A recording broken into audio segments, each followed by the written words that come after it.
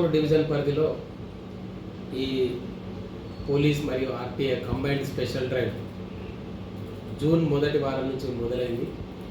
గత 50 రోజులుగా దాదాపు 325 వాహనాలకు కేసులు రాసి బుక్ చేయడం జరిగింది. అందులో 37 మంది మైనర్లు వాహనాలు నడుపుతున్న వాహనాలు ఉన్నాయి. అలాగే ఈ 325 కేసుల్లో 314 కేసులు వాళ్ళు పేమెంట్ చేసి పెనాల్టీలు కట్టి వాటిని రిలీజ్ చేసుకోవడం జరిగింది. ఇంకొక 11 వాహనాలు సీజర్లో ఉన్నాయి, అండర్ ప్రాసెస్లో ఉన్నాయి.